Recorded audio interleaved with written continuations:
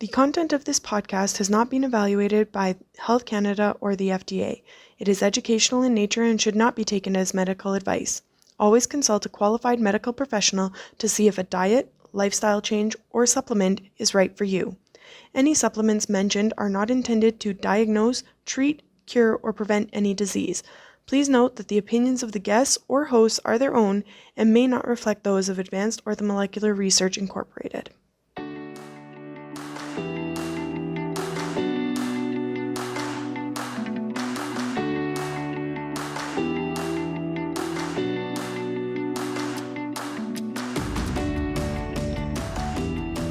Welcome to Supplementing Health, a podcast presented by Advanced Orthomolecular Research. We are all about applying evidence-based and effective dietary, lifestyle, and natural health product strategies for your optimal health. In each episode, we will feature very engaging clinicians and experts from the world of functional and naturopathic medicine to help achieve our mission to empower people to live their best lives naturally. Put your best face forward with AOR's Borage 500. This organic, cold-pressed, carrageenan and hexane-free borage oil is a vegan source of omega-6 fatty acid, gamma-linoleic acid. GLA promotes healthy skin and is especially effective in treating conditions such as eczema, psoriasis, and rosacea. It also supports hair growth, hormone balance, and cognitive function. You can purchase yours at a local retailer or online at aor.ca or aor.us. Hello and welcome back to Supplementing Health. I'm your host, Cassie Price. Today we will be discussing the importance of natural beauty with Joy McCarthy. She is the founder of Joyous Health, a certified holistic nutritionist, and 3-time best-selling author. Welcome, Joy, and thanks for joining me today. Hi, thanks for having me. I am so excited to be chatting with you today, as I think this topic is so interesting, and it's been something that I personally have been delving into a little bit for some time now. So would you mind sharing with the audience what initially got you interested in the natural beauty and products? Yeah, totally. So, as a holistic nutritionist, when I first started, when I think back to like the mid 2000s when I went to school to study nutrition, I feel like I was already so like hippy dippy, and I was always like reading my labels and curious what was in my shampoo and conditioner. But the problem was back then, which isn't all that long ago, there wasn't a lot available. And I would go to the grocery store, the health food store, and I knew um, I knew that, these kinds of chemicals that were in our environment and our products could be harming our health, impacting our health negatively, but there just wasn't a lot available. So, fast forward years later, to present day, there is so much available for us. And I think a big part of my own sort of hormonal health healing journey was switching from conventional to using more natural beauty products. And I feel like, in 2020, there really is no excuse anymore not to use natural products on our body and in our hair because they are A, affordable, and they're B, widely available. And it is so important for our health and well-being. So why is it that the natural beauty products or natural products in general are so important? Well, I mean, there's a lot of ingredients. So the cosmetic industry is self-regulated in Canada and the US. That means a manufacturer basically decides if it's okay to put XY ingredient into a product. So, we as the consumer have to be really aware because we now know, there's research available. We now know that there are a lot of ingredients that are used in natural products that can cause harm. And a lot of companies may argue, oh, it's a microscopic dose. But the problem is that it's the, accumulation of using various products throughout the day. You don't just use one product on your body. Use toothpaste, use deodorant, maybe you wear perfume, maybe you wear blush or lipstick, or maybe use shaving cream on your legs. So it's the accumulation of these various chemicals and toxins that are getting into our body, and they can do things like impact our hormones. So it's really up to us. We have to be, unfortunately, or fortunately, depending how you look at it, we as a consumer are we're responsible for our well-being. We cannot rely on our government or the cosmetic industry as a whole to keep us safe, because they're not. We have to know ourselves, and that's why it can be, it can be pretty overwhelming not knowing where to start. But we can talk about that in a bit too. Where would you start if you're using all conventional stuff? Yeah, definitely. I think that is a great point because I think some people shy away from switching to natural products because they're either afraid of looking oily or greasy or even smelling, like if they're switching Mm. from a conventional to a natural deodorant, things like that. So, do you have thoughts on this and how people can weather that initial transition better? Yeah, I mean, well, it depends on the product. Like, I feel like some products are a bigger transition than others. Like, for example, when it comes to hair care, I feel that, when you switch from a conventional shampoo to a natural shampoo, if you're using a really good quality product, you're actually not going to notice. You're not going to have oily hair or dry hair. If you're using a good product, you're going to have a product that works and your hair is clean and shiny. But then other products, there is a little bit of a transition, like I would say with things like natural deodorants. But then there's a whole other discussion we could have on, natural deodorizers that you can eat, and why do people smell so bad in the first place? So a deodorant doesn't stop you from sweating. A deodorant simply just masks the smell. And some deodorants have, different essential oils, like sage, for example, really helps to fight stink, being that it's antimicrobial.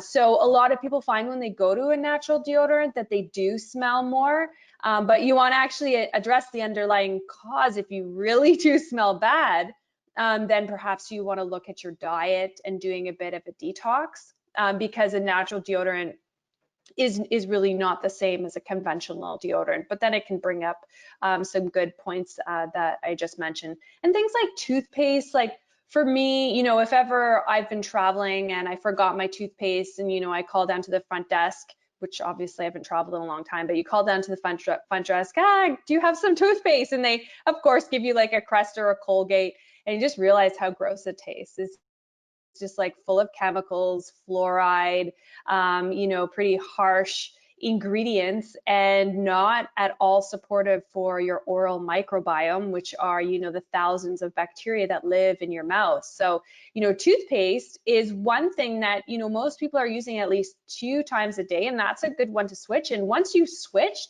if you do go back, you actually realize how chemical tasting your conventional toothpaste really are.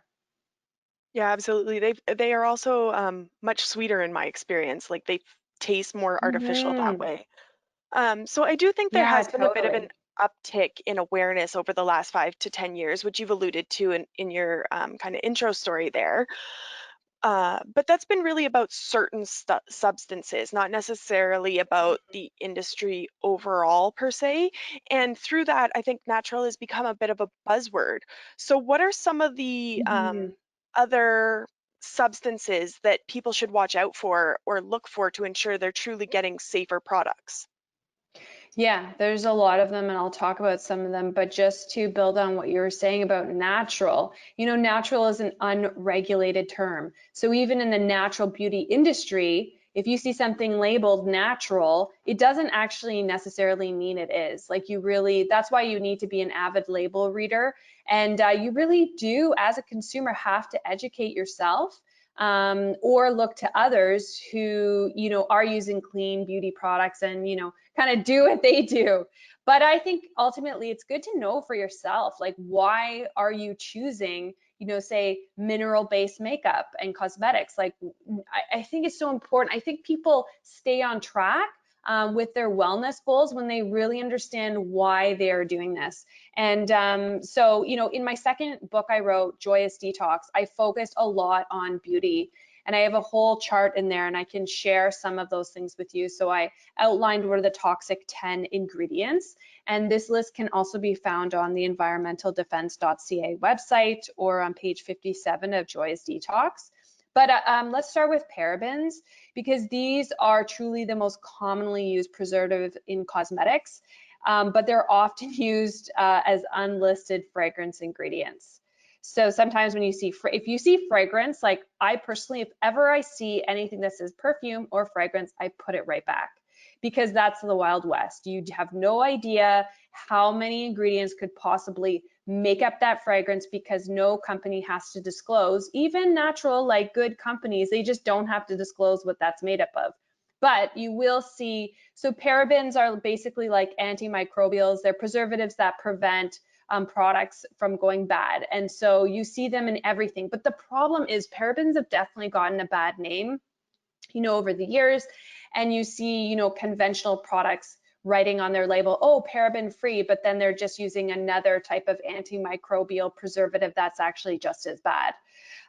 So we know that parabens are linked to everything from endocrine disruption to reproductive toxicity, immunotoxicity, neurotoxicity, skin irritation. They've also been linked to breast cancer.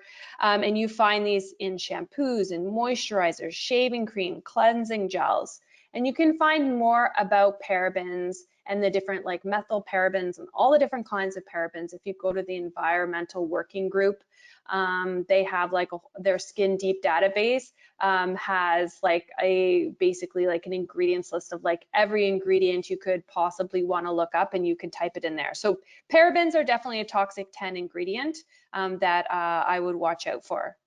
Yeah, so formaldehyde releasing ingredients. Now you might think like formaldehyde, that's what I used when I was like dissecting mice in grade 10 science class. I don't know if you remember that stink. I remember Yeah. it so well. And I always hated that smell. I don't know. I'm actually curious if they still use that to preserve things that we, if they still use that. I'm guessing they do. But anyhow, formaldehyde is terrible. So they use cosmetic companies, use formaldehyde releasing agents in things like foundation. And basically what they are is that the problem with the formaldehyde ingredients is that they slowly off gas.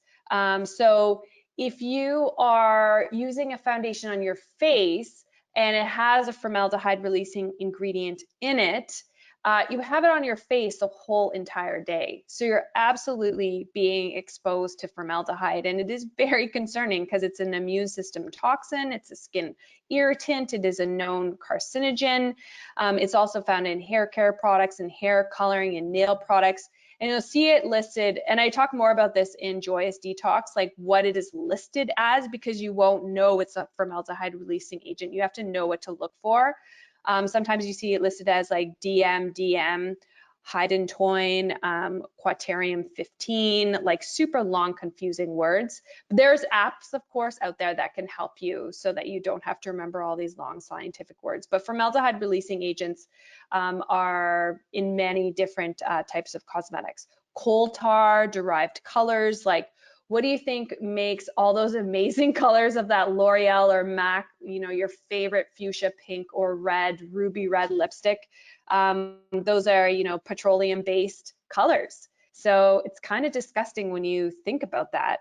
And these kinds of chemicals are associated with non-Hodgkin's lymphoma, leukemia, bladder cancer, dermatitis, and of course, there's like short-term reactions to using products like, skin irritations, hives, itching of the skin. So, I would be really cautious when you're buying a new lipstick or a lip gloss. Like, go to the health food store, ask questions. This is why you'll notice that a lot of natural cosmetics, you don't see the same kind of vibrant colors because they're using, a lot of times they're using like coloring found in nature, like natural coloring, not coloring found from like coal tar derived colors. So that's something else. And the final thing that I would like to mention are just getting back to fragrance. And a lot of them are basically phthalates. And phthalates are like molecular size plasticizers. So phthalates are basically what adhere a scent or a fragrance to your skin or to your clothes. So whenever you smell a perfume or a cologne, say you hug, so this happens to me, I'm very anti-fragrance. I'll go and I hug someone And then later on, I'm like, why does my hair smell like that person? Oh, right, because they were doused in cologne. And so you essentially have plasticizers attached to you, but these are terrible for our health. They disrupt our hormones. So they actually, like when we breathe them in or absorb them in, they actually mimic estrogen in our body. Phthalates are even known to cause birth defects, and they're also persistent in our environment. So this is why a catch-all is like when you see perfume listed, but it's spelled, I don't know, I don't really know why it's always spelled this way, but it's always Parfum, or you see fragrance, but you don't see the details of what it is, then you just don't know, and it's likely a phthalates. So unless you're using an essential oil, like a truly natural essential oil, then I would steer clear of ever using perfume or cologne, or using, Glade plugins or any type of air freshener. All basically all in any, cosmetic that has a fragrance is going to have phthalates unless the fragrance is with essential oils. So this is one thing that I always watch out for, because I find personally that anything with fragrance really irritates my skin, and it makes my upper lip feel itchy. So I know right away if it's natural or not. But again, you have to, even the natural industry, you see sometimes fragrance listed. So you just have to like read your labels. Yeah, absolutely. You had kind of mentioned that there are apps out there. I know one of the ones I personally like to use is the EWG's Healthy Living app. Did you have others that you Yeah. could recommend for our listeners? Yeah, so I like that one. And one more that I would add to the list. I haven't used it in a while actually, but it is a really great resource as well, as the Think Dirty app. Okay. And yeah, so that's a good one too. And I'm pretty sure the reason I don't use it as much anymore is because I'm in this industry and I know a lot of the different chemicals to watch out for. But I get it, like the average person doesn't know. And as far as I know, I think that app like allows you to scan. I think you can like scan the barcode, you scan something, and anyways, it's just like super user friendly. And it makes it easy for you to figure out what's good, what's not. And it's just like when you buy packaged food, like you look at the ingredients, and if there are ingredients that you don't know what they are, you can't recognize, you can't pronounce, this you can kind of apply the same to natural beauty products. Like, is it just full? Like, does it have 50 ingredients, none of which you know what it is? Then I think that's a good one to put back on the Yeah. shelf and not buy it. Outside of the personal health reasons that you mentioned, are there other reasons that it's better to do natural beauty versus some of these um, chemical laden Yeah. ones that are out there? Yeah, I would say I think it's important for people to think about the health of our planet as being equal to the importance of the health of our body. So we have to remember that, everything that we put on our body, everything we wash our hair with, like it just goes down the drain. So we are essentially consuming this back again into our body. All these disrupting ingredients. We wash, when we wash all our makeup off our face at the end of the day, or we're washing our hair, with these chemical laden shampoos and conditioners. All this is going down the drain, going into our lakes and our rivers and our oceans. And it's ultimately coming back to us in the water we drink, in the food we eat, if we eat fish or if we eat animal foods. All these things come back to us. So I think it's really important to actually think beyond your own 2 feet in all of the choices you make. Whether it comes to what clothes you buy, what you feed yourself, what products you use to clean your toilet bowl. Like, I think it's really a good practice to get into thinking about our planet as well, because we can only be as healthy as our planet, and we know that our planet is suffering. And I have a daughter, and I think about the world that she's when I'm no longer here, what is the world that she is going to be in? And when she has children and her children's children have children, you Yeah. want to I think it's important to like really think about that. Yeah, absolutely. We can only do so much for ourselves, but helping the generations after us as well is just as important. So, do you have recommendations then for items that are commonly found in the kitchen or in the house that could double as part of a regular beauty routine? Oh yeah, totally. I have lots of different kind of like DIY recipes on my website for different things. Like there's so many like food products that you can use, for example, as a, like a face mask. For someone who's acne prone skin, things like raw honey, mixing up some sort of mask or doing like avocado. Avocado is like really nourishing and hydrating to the skin. It's not going to be as effective as something like hyaluronic acid, but there's definitely foods we can use, and also like doing like hair masks. Like, for example, coconut oil is really great on on your scalp if you have any type of fungal infection, like if you have dandruff, if you have dry scalp, because coconut oil being antifungal. So there's so many products. Yeah, I mean, doing eggs, some people do put like egg in their hair. Just don't have like a hot shower if you do like an egg wash in your hair, because you have a scrambled egg mess on your head. But I'm trying to think of, so there's so many. Oh, doing like an apple cider vinegar spray is a really great conditioner for your hair, and Oh, also cool. really helps to remove buildup.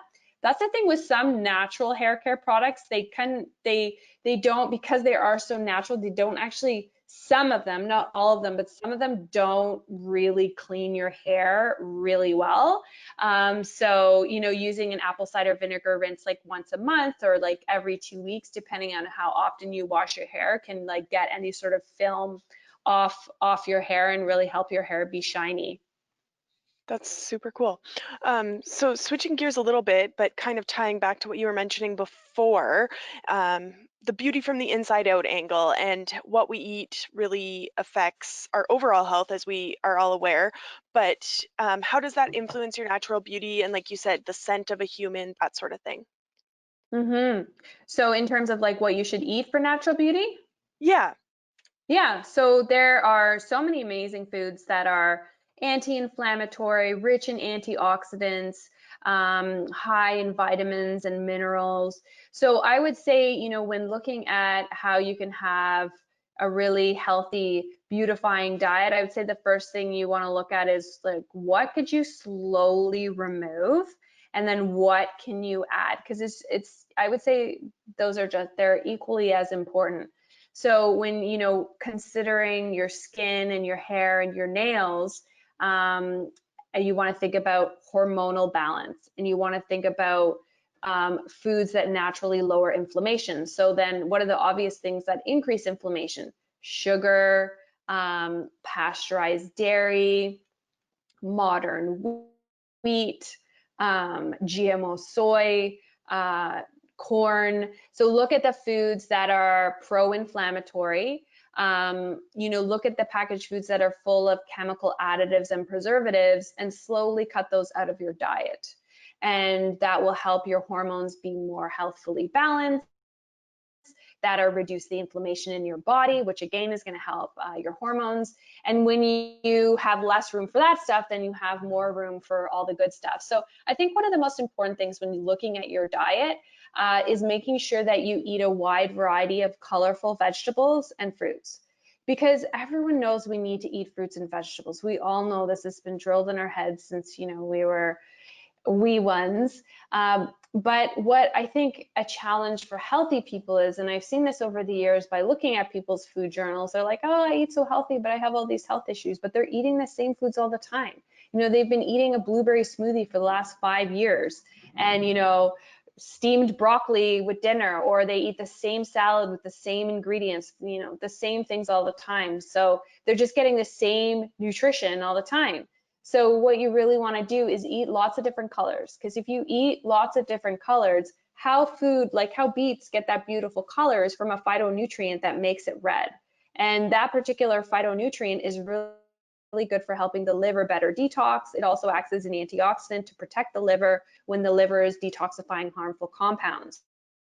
So the more colors, so colors are cue for health, because phytonutrients are what give foods their color, taste, and texture. So there are over 23,000 known phytonutrients, and they work together synergistically as well. So when you're eating a whole food, then you're getting a food that has all of these ingredients that are meant to be together, that have synergistic benefits.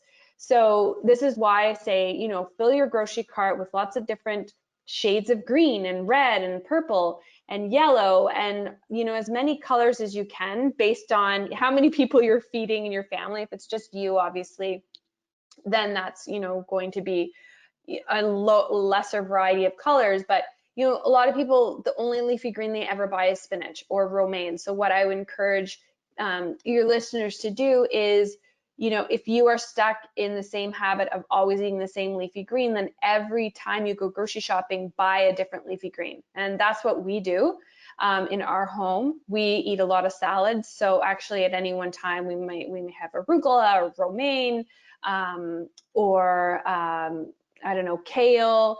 So we make sure that we mix up our greens all the time, and then we put different colorful fruits and vegetables in our fridge. We make sure our fridge is packed with color.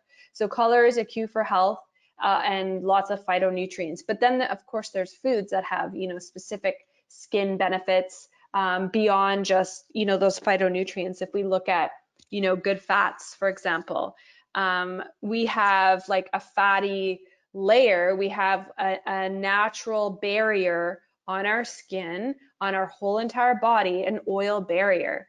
And when we are obsessed with washing and using these, body washes, we are sloughing off that incredibly important natural oil barrier. And that actually protects your skin. That's almost like your body's first line of defense. It helps your skin be healthy, helps your skin glow.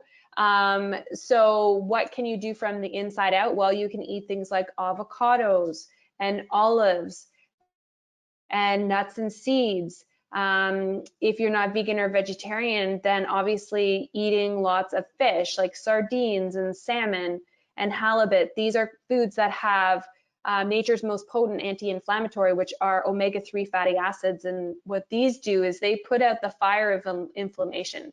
Inflammation is at the root of pretty much every skin problem, whether it's eczema or rosacea. And there are foods that specifically calm inflammation in our body. They're like, that fire hose of water, and they are the omega-3 essential fatty acids. So we get those in fish, we get them in grass-fed beef, we get omega-3s, we can get plant-based omega-3s in the form of chia and walnuts and flax and flaxseed oil.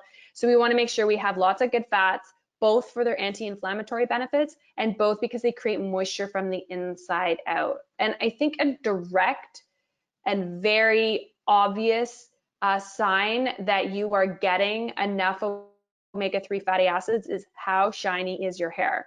And I've seen this so many times over the years, with my clients when they didn't really know the importance of good fat and they just kind of ate any kind of fat. And as soon as they started, eating more good fats or maybe even taking a fish oil, their hair got so much shinier. So, it's just proof right there, because it's also, it really is, it helps to lubricate your scalp. I often see people with very dry scalp. If it's not fungal, it's often just because they are deficient in something. Could be omega-3s, could be vitamin D, because vitamin D deficiency can also show up as dry skin as well. Okay, cool. Didn't realize that one, so that's good to know about the vitamin D there.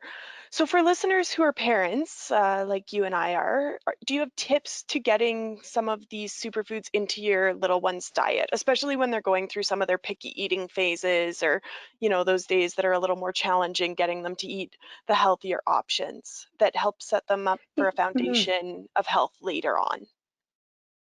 Yeah, totally. So, with kids, I have a daughter, she's 5.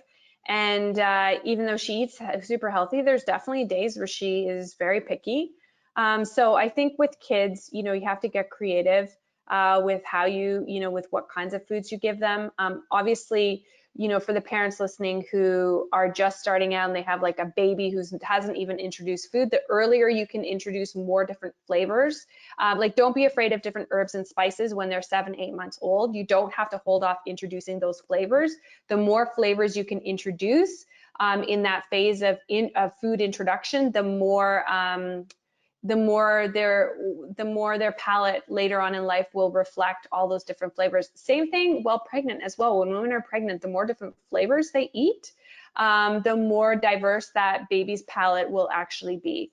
So So a way to get like more fruits and veggies in, the obvious one are smoothies, making smoothies, but also like remember you have to make the smoothie taste really good. And I think, myself as a nutritionist, I would gladly, slurp back the most disgusting green smoothies ever with all the best ingredients. But like try and give that to a 3-year-old, forget it. They're not going to eat it. So you have to also keep in mind how it tastes. Got to make your food really tasty, and you can do that with like whole foods. So I think smoothies are a great way. Mixing things into yogurt, like I do with my daughter. I put like a superfoods powder in, I put hemp hearts in, some cinnamon. So she's getting a whack of antioxidants, lots of fiber, lots of phytonutrients. Pasta sauces, soups are great for kids as well. If your kids don't like chunky soups, you can puree them. But what a great way to get in lots of fruits and vegetables. You could make it with a chicken stock that you've made yourself, or bought from your local butcher. And then the other thing for parents that's really important to remember is, if you feel like you have a picky eater, just like don't give up. Kids have to try things 7 to 8 times. So if your favorite food ever is avocado, and you give your child avocado for the first time, they're like, this stinks, I don't like this. Try again, try it a different way, try it in guacamole, sprinkle it with a bit of sea salt and garlic powder. Remember as well, once you've tried it multiple times, with picky eaters, sometimes you just need to take a break, take like a month break, and then try and reintroduce it again. And then the final thing is to remember that there's foods that you don't like as well. Like my daughter hates mushrooms, and I don't know if we'll ever get her to like mushrooms. I'm okay with that. I like mushrooms, but you know what? It could be that she just doesn't like mushrooms, and that's okay. And sometimes kids, it's either A, they don't like it, or they're just also trying to assert their own independence and have control over something. So saying, I don't want to eat this can often mean more about they want some more control and some independence. And I think it's important to respect that and never ever force children to eat something. Like I remember when I was a kid and my mom would like give us liver and onions, and I even remember what it smelled like, and we were like not allowed to leave the table until we finished eating, but I refused to eat it because I just hated it so much. So I Yeah. think that's important with kids, is not because you want them to have a very healthy relationship with food. So that's important to never force your child to eat something. Yeah, no, definitely. I would agree. And I think finding new and unique ways for them to experience it, I agree with that as well. That Yeah. that's And how, getting them involved, get them involved too, as young as you possibly can. Get kids in the kitchen, get them to choose out a recipe that they want to make with you, go grocery shopping together. Get your children involved in meal preparation so they don't just think that like you're a restaurant and food arrives on the dinner table, they eat it and then they leave. Like I think that's, a part of, a healthy lifestyle. Establishing those health habits young with kids, like teaching them how to cook is absolutely a life skill that all children should be taught. And we know in research that these health habits established early on, means that you'll have a healthier adult, as well. So they're more likely to, maintain those health habits, when they go off to college or university, even though of course, through the teen years, it can be a little bit tricky and hairy. But you know what, if you continue as a family to make healthy eating a priority, for the most part, kids do come back to it. yeah, absolutely. Unfortunately, we've hit the end of our time for today, but if our listeners want to get in contact with you, how would they go about doing that? Yeah, so you can find me at joyoushealth.com, which is JOYOUS health.com. That is my blog where I share hundreds of recipes and amazing healthy resources. Or you can find me on Instagram at Joyous Health. And finally, also I have a podcast called the Joyous Health Podcast as well, and you can find me there. Awesome. Thank you so much again for joining us today, Joy. It has been an absolutely amazing conversation, super informative, lots of little tidbits I think that our Yeah. listeners can use. Thank And you thank for you to having me.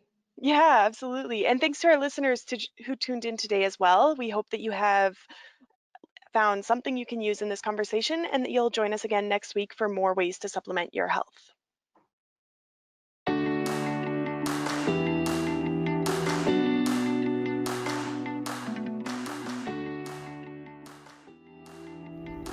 Thank you for listening to Supplementing Health. For more information about our guests, past shows, and future topics, please visit aor.ca/podcast or aor.us/podcast. Do you have a topic you want us to cover? We invite you to engage with us on social media to request a future topic or email us at marketing@aor.ca. We hope you tune in again next week to learn more about supplementing your health.